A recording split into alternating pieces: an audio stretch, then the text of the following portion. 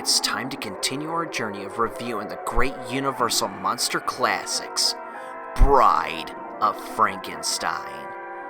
Produced by Universal Pictures. Directed again by James Whale. Many people were confused of the title back when this came out, just like it still confuses people today.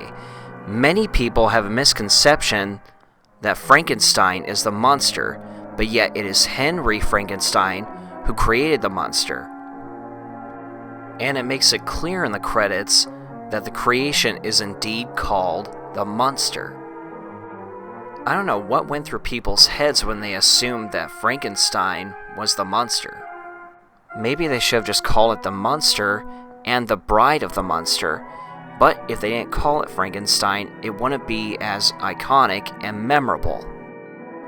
Bride of Frankenstein happens to be one of the first horror movie sequels ever made, and most people agree it's still one of the greatest in cinematic history. Now, compared to the first film, this one gives us a complete story and stays much more true to the novel. We start with an opening prologue.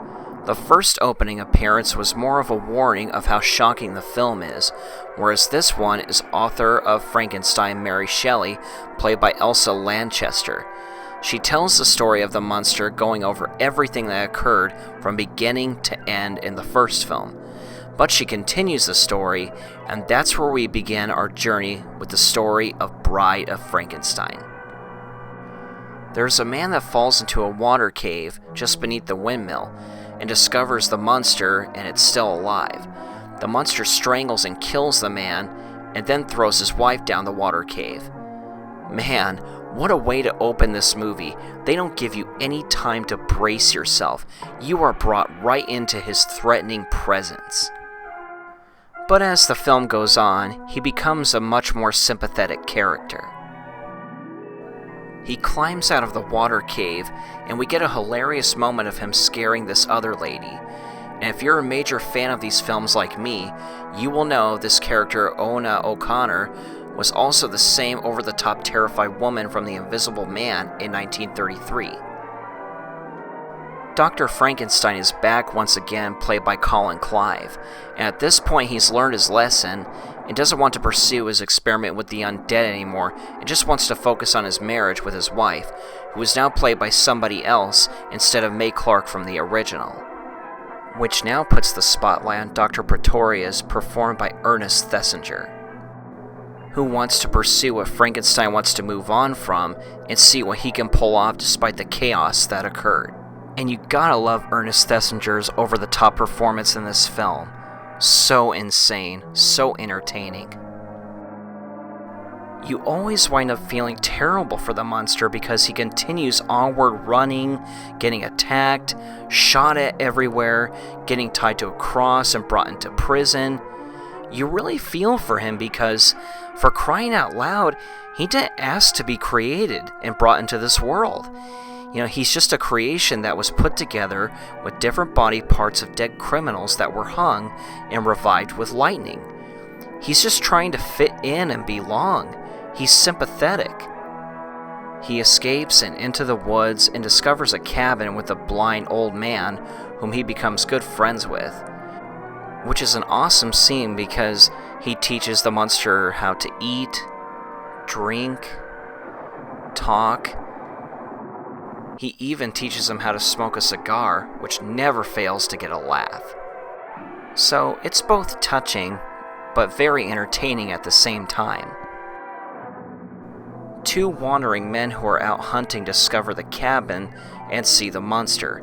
And sadly, the monster has to deal with much more crap, and they burn down the cabin.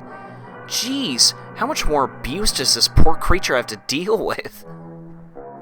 The journey continues, and the monster finds a cemetery with an underground crypt where Dr. Pretorius is drinking to a skull. He pitches to the monster the idea of making him a mate, and he likes it. Pretorius shows up at Dr. Frankenstein's and pitches the idea to him.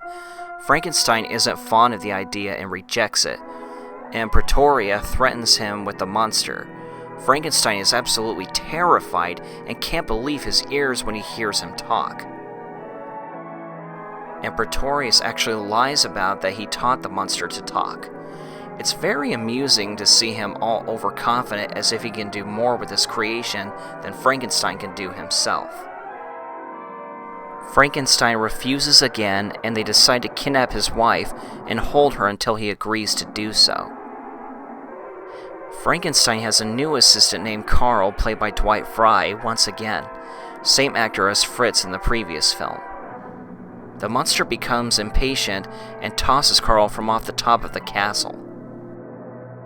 So we get to see the amazing iconic machine up and running again, Frankenstein reviving the mate with lightning, and... She's alive! Alive! She's all bandaged up looking like a mummy, and Pretoria announces... The Bride of Frankenstein.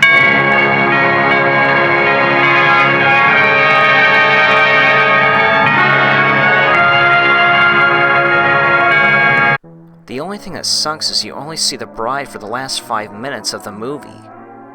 She's all jerking her head around, hissing, screaming.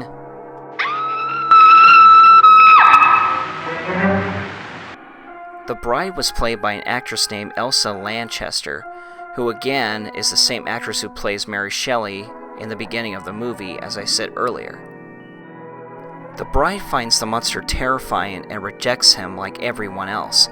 He's holding her hand, and it seems like it's going to be this touching moment, but then all heck breaks loose.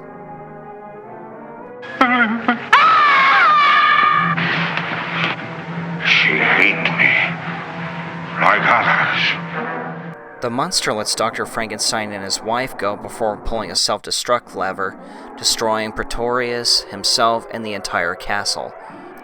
Pretty good climax. Man, such a fantastic movie and fantastic horror sequel. It's interesting also how they changed some of the things in the movie compared to the novel. A big part of it, the monster asks Frankenstein to make him a wife, and Frankenstein keeps going with the process, but then destroys the mate. This, of course, angers the monster, and the monster kills Frankenstein's wife for that. Everything from the effects, cinematography, musical score, etc. are great for a film from the 1930s.